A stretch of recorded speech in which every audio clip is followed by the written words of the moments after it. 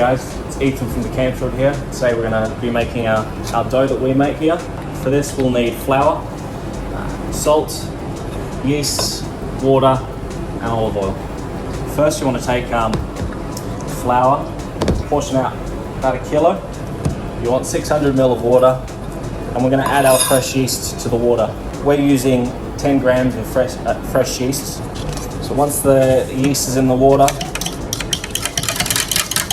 just want to dissolve that through. So first thing, we make a little hole in the middle of your flour, and we're going to slowly pour our water with our yeast in. Now we usually use a machine here to mix our dough, but for the sake of making dough at home, I'm just going to use my hands. And you just want to start working that water and flour together and slowly adding more, and letting that dough form.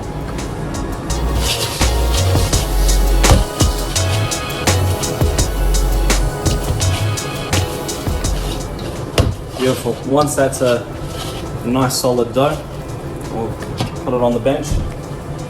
I'm going to start kneading it.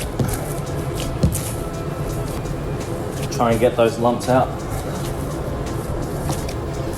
Now, you want to wait for the dough to be fully formed and no longer wet from the water before you add your salt. Because you want the salt for flavour, but you don't want to add it too early. The salt will kill the yeast.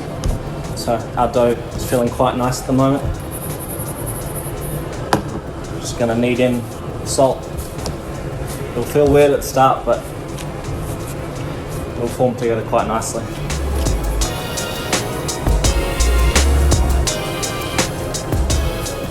Right, so the dough is feeling nice and smooth now. It's not gritty from the salt anymore. Now the last ingredient that we add is olive oil. If you're cooking at home in an oven, I suggest using maybe a little bit more olive oil. The olive oil gives it a really nice golden colour once it's cooked. But if you've got a wood fire at home, I know that it's trending more and more these days, you don't even have to add any olive oil. You get that nice colour just from the wood flames. But today we're going to be adding a little bit of olive oil. You only want to add it at the end. We're just going to knead that in too.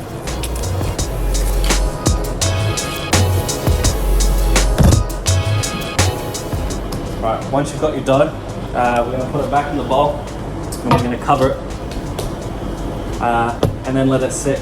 You can put it in the fridge overnight, that's what I suggest. The longer this has to prove, the better. If you want to make it for tonight, then at least let it sit out for 2 to 3 hours, but definitely would recommend covering it up, putting it in the fridge overnight, and then take it out maybe an hour or two before you cook tomorrow.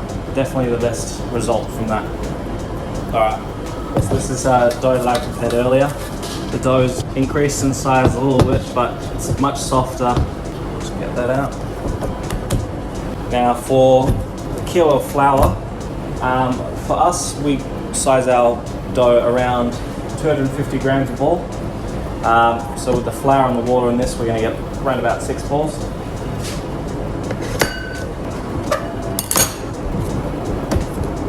So once we've got our 6 portions, rolling dough, many different methods. Some prefer just in hand. If you continuously fold the dough, you get a nice smooth surface. Once you have a dome, you want to pinch your fingers together and push the dough through to create like a balloon, and then you want to stuff it from the bottom, pinch it, and then you have a nice dough ball. Time wise, I prefer doing it by hand on the table, which is just a matter of pushing down hard and forcing the dough to fold in on itself. Pinching the bottom, you've got to make sure you can't leave any air bubbles in the bottom, as when rolling it out at the end, you'll find that you'll have a big hole in the pizza. There you have it. We'll wait for them to proof for maybe another half an hour, and then we'll stretch them out. Alright, so we'll let the dough proof. We've portioned it and it's proofed a little bit more. Make sure it was covered the whole time, you don't want it to dry out. And now we're going to have a go at stretching it. Key to stretching dough is lots of flour. I'm going to start by making a border, and by that you're going to push down in the center of the dough and work your way to the edge and just create just that border like that. Depending on how you like your crust. If it's thin, you know, you can make it much smaller. If you don't like any crust, skip this step altogether. But you want to create that nice border, because that border will carry out throughout the whole stretching.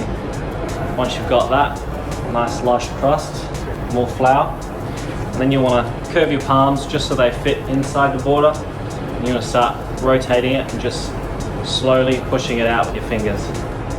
And all I'm doing is just rotating and stretching my fingers just so slightly. Not too much force, you don't want to rip a hole in the middle. And try not to let your fingers go over the border, otherwise you'll ruin it and you just won't have that crust. Once you're happy with your size, shake off the flour, then you're good to go.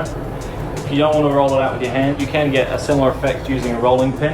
It's not as good for the dough, but you get a similar result. I recommend if you're using a rolling pin, maybe grab a fork and poke some holes in it before you whack it in the oven.